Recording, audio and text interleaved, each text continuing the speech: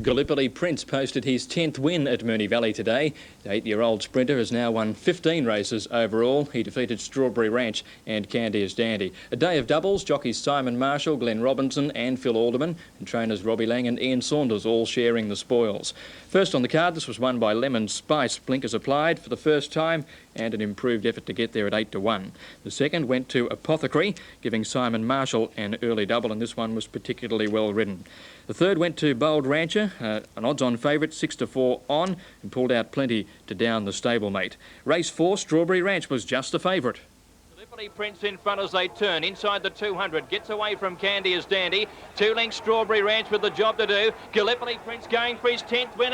He's got it in the bag. He's 2.5 in front of Candia's Dandy and Strawberry Ranch, and Gallipoli Prince wins again. Scores well by 2 lengths. Perhaps Strawberry Ranch second, a nose Candia's Dandy and the Hoodoo all-white colours, no problem for Gallipoli Prince in his 10th victory. It was Tango Master all the way here. 3 lengths to Light Show. Looks great, and Heavy Harry's in the clear. Tango Master still 3 lengths in front. They won't get near him. It's an all-the-way win for Tango Master. A great battle for the Miners. Above Deck flies home late, but Tango Master easily. Above Deck second. Third, Heavy Harry, and a photo. Strong win in fast time to Tango Master. Above Deck looked unlucky. Grey Legend odds on came from last. First in a twinkling, corners by a length Southern Minority, and they were followed by Tudor Baron, Mountain Oak, and then Trayton Street battling it out for third. But it's all Grey Legend in the run home. He's gone 2 lengths in front. Trayton Street is out and finishing well, but Grey Legend will win by a length to Trayton Street. Third is Southern Minority. Then good effort by Grey Legend to win again in slow time over Trayton Street and Southern Minority. As we go now to race 7 here, Watergarden was favourite. Watergarden from Sacagawea, but Ray of Sunshine has it well won halfway down the straight. 4 lengths in front of Edwina, then Watergarden, but it's all Ray of Sunshine in the run home, and Ray of Sunshine will score by the best part of 5 lengths. Watergarden second, Edwina held on for third, and then won by 6 in fact, in a breeze at 5-2 from Watergarden and Edwina. And the last, a dead heat here between Morango and Pacific Keys, with Manitou the favourite weakening into third after leading into the straight. Daily double 2 and 3 10.90, extra 2 and 1 9.95. Quaddie paid a measly $43.80, and 2 quad extras 101.55 finishing with 5, and 99.70 finishing with 6. And finally tonight, harness racing history was made at Sydney's Harold Park last night when Westburn Grant became the first horse to win back-to-back Miracle Miles. A superb effort produced a new race record of 155.6 and allowed him to break the $1 million in stakes. So that's all in sport. Now, you know you're going to be in big trouble if you can't order up a nice day for the big picnic. I know, we've all got our fingers crossed. Yeah. Very important time of the night now. Sure. Thanks, Greg. See you next week. Okay, sir. It is where the time.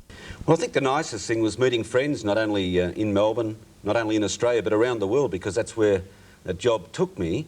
It was a job of pressure, it was a job of fun and a job of enjoyment, and had a few scary moments too. I mentioned the time that I was sat in a car near Cranbourne, which is about 20 or 30 miles from Melbourne, 1 o'clock in the morning, and only other guy in the car pulled a gun on me. So we settled, we made a little decision there that I'd forget I saw the gun if he put it away. I wasn't scared at all, Cameron, or whether I was would forever remain a secret between myself and my laundry man, won't it? Cool hand, Keith. Yeah. Keith, you'll be asked this question over beers for many years to come. What was the best horse you ever saw race? Oh, Vane was the best sprinter, no doubt. And I especially like Dulcify. Maybe his performances on the track will not read as the best horse that I saw race, but the way he did it and his crushing win in the Cox Plate, and I think he would have strolled in that Melbourne Cup where sadly he was put down after a mishap in the race. He was my favourite horse. You'd have to rate Better Listen up amongst the top runners after his fantastic win in Japan during the week. Oh, why wouldn't you? He's now won more than $4 million in stakes, and to beat international opposition in the Japan Cup and put Australia on the world racing map makes him something very special. He'd won 6 Group 1 races before he went there, and then to beat the Northern Hemisphere champs was something fantastic. Yes, of course, and the Japanese thoroughbred industry devised the Japan Cup as a way of learning more about international racing. They spent a fortune attracting world-class gallopers to Tokyo, and no horse could have taught them more about courage and winning than Better Loosen Up. Having claimed 6 Group 1 races this year, Better Loosen Up could hold his head high among the blue bloods of world racing. Vying for $3.3 million over the classic test of 2,400 metres, the English King George Stakes winner Belmez started a short-priced favourite despite setbacks in his preparation. Most of the local money was on twice previous place getter Auguri Cap. And Australia's other representative, Stylish Century, would finish 10th after ditching his chances and rider Kevin Moses in a highly strung journey to the starting gates. It was a true test of speed, and when Carcoethes hit the front at the turn, it was time for Better Loosen Up and Michael Clark, in the black sleeves and green cap, to begin their gallop into history. At the 200-metre mark, 2 lengths in front. Better Loosen Up going after him, but running in and further out on the track with a great run is Ode. Ode is after Carcoethes. Better Loosen Up in the middle is coming with a magnificent run. Carcoethes, Better Loosen Up and Ode. Better Loosen Up in the middle's put his head in front. Better Loosen Up has won for Australia. Better Loosen Up has won the Japan Cup. Number 10, the Australian horse, Better Loosen Up, has won the Japan Cup in a photo. Number 10, Better Loosen Up. This gelding's knowledge of the winning post has sent his prize money earnings soaring through the $4 million mark. And despite carrying 3 stitches from a training mishap the day before the race, given Clark some of his greatest thrills in a magnificent career. Yes, I'm sure that's true. Michael, good morning. Thanks very much for coming in. That must have been just a fantastic feeling. Yes, tremendous thrill, Cameron, and the atmosphere and the size of the crowd and the build-up to the race was, you know, similar to our Melbourne Cup and Cox Plate, and, you know, it was great to be a part of it. It's incredible to think they get 160,000 people there. Yes, a massive crowd, and not just that, they're very vocal and excited, and they're a lot like the Australians with their thoroughbreds. They enjoy racing and they love their horses, and they put that excitement into the day. Yeah, it must have been a great buzz for you, and of course the other man absolutely over the moon about the win was trainer David Hayes. Racing fans honoured David at Moonee Valley yesterday, and we asked him if the Japan Cup was the highlight of his career so far. It's one of 3 highlights, really. Winning the Cox Plate was just absolutely superb, and they're all different sort of feelings. And then winning the 6 group races on Derby Day was, you know, I didn't think I could top that. And then winning that Japan Cup, I didn't really quite realise what we were getting ourselves in for with the atmosphere. I just thought it'd be nice to win, but the atmosphere at that track on the day had to be seen to believed. It was just quite incredible. The standard of the opposition, it's been rated as one of the top international races. The standard this year, obviously, with the King George winner and also place getters from the Derby, it was probably the best we've seen in the 10 years. That's right. You know, the best rated 3-year-old Belmaz was in the race. Coethes, who had very good Breeders' Cup form, was in the race. And last year ran Nashwan to a head, who was the top 3-year-old. Ibn Bay, the other English horse, ran second in the Breeders' Cup, so the form was outstanding. Yes, it certainly was. He seems like a lovely bloke, Michael, and with the success the stable's having, he must be a good boss to work for too. Well, Cameron, I think part of any job's enjoying your work, and I'm very fortunate to be associated with David now, because he's so much like his father. They're both gentlemen to work for, and probably the best bosses you could find in racing. Michael, Better Loosen Up, like so many champions before him, has won so many races by such small margins. What is it that gets a horse to the post first, even if it's only by a nose? Well, Keith, he's a very lazy horse, this horse, and he shows that in his track work. And I think in his races he only does as much as he has to. And well, he's the Cox Plate, sorry to interrupt, Michael, and this is another example of getting there in the last few bounds. Yes, he does know where the winning post is, Keith, and he's got a great determination, this horse, to win. Michael, being such a relaxed horse, that must have been a benefit to him in the trip to Japan, because a lot of horses like Stylish Century, for instance, just didn't handle the atmosphere. Oh, Cameron, that plays a big part in this race in Japan, is because not a lot of horses could handle the conditions and the excitement of the crowd, and our horse is so relaxed and quiet. He's got a great nature. That's probably you know, helped him in his winning way. Is he the best horse you've ridden? Oh, I'd say he would be. Almirad was a great horse, and probably we didn't see the best of Almirad. I would say there wouldn't be a great deal between these two horses, but this horse has gone on to, you know, do things that I haven't seen many horses do, and show so many different versatilities in his wins, from 1400 to 2-4.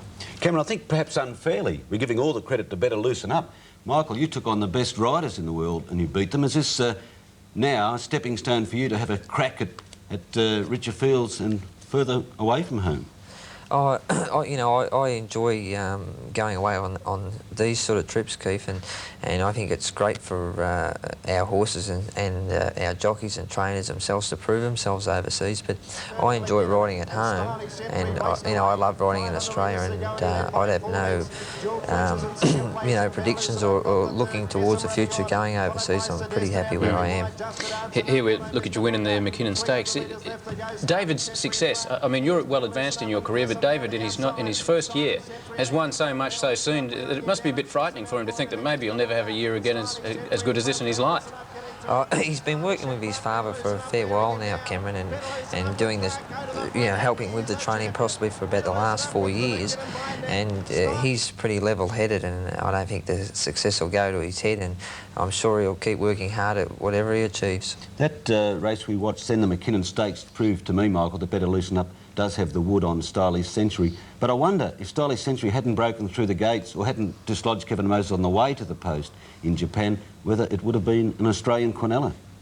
I don't know about that, Keith. I rate Styley's Century a top-class horse, and on his day, he's very hard to beat. But Better Loosen Up has proven he's got the edge on him. That's the difference in temperament. Better Loosen Up didn't play up and didn't become unsettled, but the crowds and the excitement did, put Styley's Century on his toes, and that's probably the little bit of a difference between the two horses. I wanted to ask you whether you were aware, you know how expert the Japanese are at getting everything right. They had one little hiccup after the race. They played the German national anthem instead of the Australian. Did you notice that? No, we didn't notice that, actually. We were all a bit too excited. You were singing Waltzing Matilda anyway. Yeah, they were, actually. The stakes money over there is phenomenal, and of course, Better Loosen Up now becomes our richest stakes earner, having earned $4.1 million. But looking at this list here, it's incredible to think, Keith, that just a few years ago there were hardly any equine millionaires, and now there's a list of 57 of them. These are just the top guys. Yes, it is too. It took Kingston Town forever to get to his million, and Manicato too, but that's interesting too, that number 1, Better Loosen Up, number 2, Horlicks, and they're both winners of the Japan Cup. That's right. Michael, thanks very much for coming in this morning. Have you gotten over the elation yet? Oh, yes. It was great, and the excitement, it took a little bit of time to get over, or the day itself, but we're down to earth now. Thanks very much for coming in. Champion galloper Vo Rogue may have passed his peak, but according to trainer Vic Rail, after the tough 7-year-old failed to run a place in yesterday's Winfield Stakes in Perth, the outsider Bar Landy caused a boil over at Ascot, storming home to win the $300,000 event. Vo Rogue was a late arrival in Perth, 4:30 on a Friday morning, and proving difficult to handle. Having a few trouble. Yeah, he wants to walk. Is it unusual to bring a horse over this late? No, I don't think so. He's a good traveller. He knows all about it, and he's done all of his work, so he doesn't need any more work, Early betting had Vo Rogue equal favourite with Sandown Cup winner Pressman's Choice, though trainer John Sadler wasn't exactly full of confidence. If Vo Rogue's anywhere near his best, I say this reluctantly, but he will beat Pressman's Choice. Race day and Vo Rogue had firmed to outright favourite. On board the champion galloper was long-time partner Cyril Small. Vo Rogue won the Winfield Stakes in 1988. A repeat performance would have made him only the second horse to win the event twice and only the third horse in Australasia to top the $3 million mark in career earnings. But after leading at the start, the challenges came from everywhere. Pressman's Choice coming into it from Eastern Classic, and the rest headed by Appraise. In the straight, though, and Vo Rogue's been headed by Ma Wong. He's fighting back, though, Vo Rogue. Down the outside, Railbreaker with Bar Landy. Eastern Classic joining in, and so's Marvellous and Pressman's Choice. Here's a go. Eastern Classic grabbed the lead, tackled by Bar Landy, and Pressman's Choice a thriller. Give it a Bar Landy. Bar Landy's caused a boil over. In the photo, it was Edge of Darkness in second place, Pressman's Choice third, and Vo Rogue fifth, and maybe past his best. Well, he might have too, but what could I say? No, I was very pleased with the run. The people are always there to knock him, But there was only joy for the connections of Bar Landy. They might now stay in Perth for the rest of the $3 million summer carnival. Are the connections going to leave him in Perth? I don't know. It was supposed to be a hit-and-run job, but I think they might. I don't know. If there's a race around suitable, they might. In the Group 2 Winterbottom Stakes for 3-year-olds and upwards, Century God was a nose too good, finishing in a photo to Mr. Till with Medicine Kid third. So there's a beautiful rails run for Strip the Moon. She's accelerating quickly now to join Jungle Hero. Down the outside, Mr. Till coming at the pair of them, and here's Century God joining in. Century God coming at Mr. Till and Strip the Moon, but it's Mr. Till just in front. Century God levels up right on the line, heads up, heads down. Gee, I don't know. Very nearly a dead heat, Mr. Till or Century God. I couldn't split them.